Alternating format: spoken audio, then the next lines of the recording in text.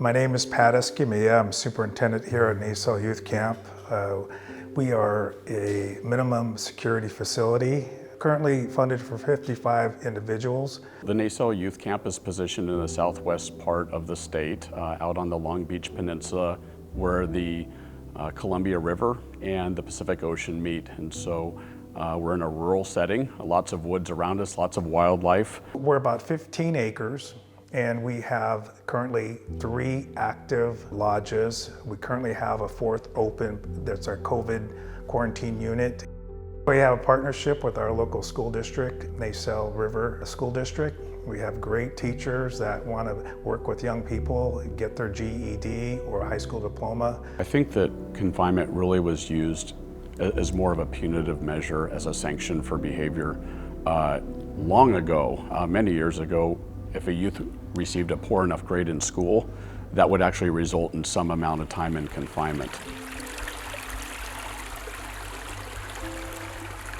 We started looking at how we're consequencing kids differently. When kids get elevated, oftentimes, when I first started here, what we saw was as the kids started getting elevated, we instantly just put them away.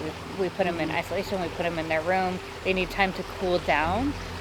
But we didn't really necessarily take the time to say what is the problem in the moment and teach them how do we meet the need or problem solve what's going on in this moment. We started doing some more education around the use of confinement, some of the effects of a confinement, and so we moved forward with that, and we started to touch bases with our staff teams and developed a plan to be able to achieve a better number than where we were historically.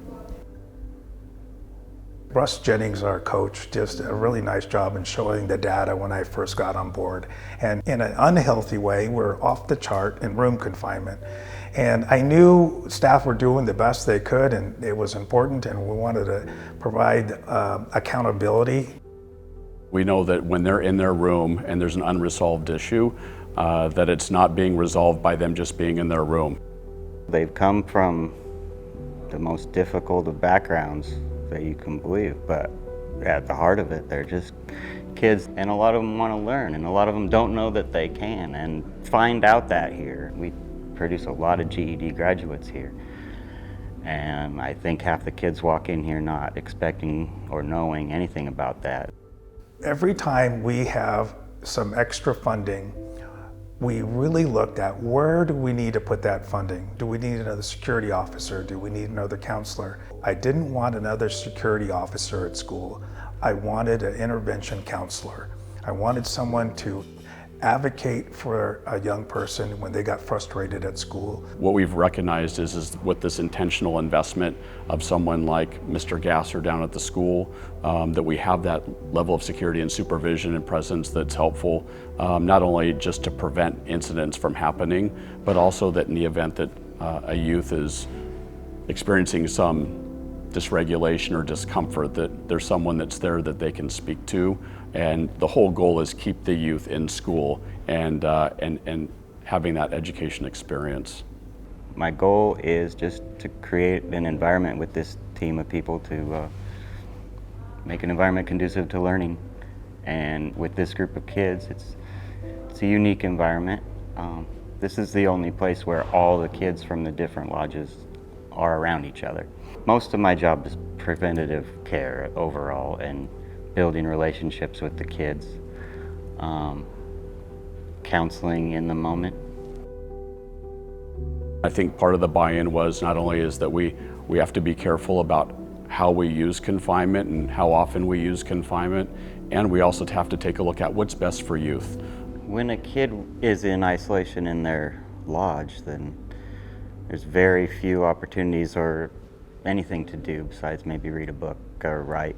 And the different types of classes we have here, as far as fishery class or working in the greenhouse or the robotics, wood shop, learning how to play the guitar, which can be an awesome self-soother for kids. The different classes, just you don't get that experience at all. It just shows how there's a culture shift that way, and it also shows that it's okay to avoid using confinement and it's okay to move youth through that confinement stage the best. They know that when those youth are back out into program, and that we're empowering the youth to have a say in their readiness to re-enter program, that we get everybody's more comfortable with that. They're more at peace with the end to that process. Looking through a glass window at a kid and telling them what to do is not efficient. You will not have success. There's a barrier there because our brains are not computers. Okay, you can't hit a delete button and say, okay, now you're a good guy. Okay, what you got to do is replace it. So I'm replacing room confinement with activity. I'm replacing room confinement with interaction. I'm replacing room confinement with relationships.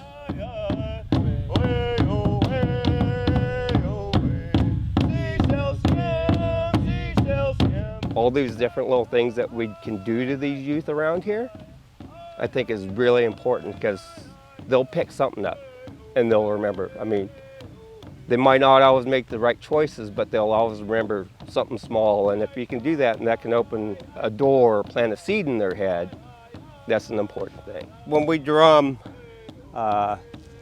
we have the sage and we're doing our little groups out here. What it does for the youth, that it takes them out of a certain space that puts them in a different space where they can actually be open to learning new things and knowing more about themselves. Yeah, like I said, I remember the first time I smudged. I went out there and I just did everything he told me to, and after I just felt more free, more open and calm, and it got my mind space out of the place it was in at the time. Yeah, I just feel that at peace. I don't know what the words mean, but it speaks to me. I think my ancestors are talking to me.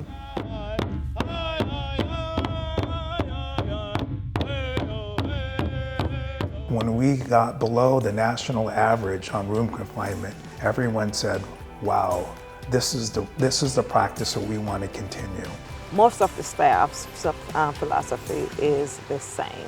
And the philosophy, I would say, is we treat them as human beings and not based on their delinquent history. And so we treat them with unconditional love, unconditional positive regard. Change is hard. It's really hard for everybody. And it really, I think when you look at playing to people's strengths, that was really, it was really the best way to do it. So for me, it's looking to the people on my team who are really the leaders and helping them get bought into it, talking openly and honestly about ideas with people and letting them have feedback in it too. It feels like it's a more genuine relationship now than it was 20 to 25 years ago. And the genuineness of that is felt by the youth, which is most important.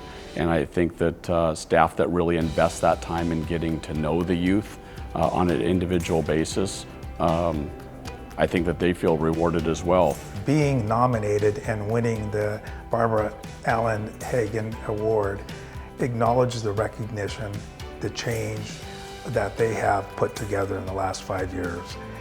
It is meaningful to them. And I think for them to be recognized nationally speaks volume. For the Naselle Youth Camp, winning the Barbara Allen-Hagen Award means the world.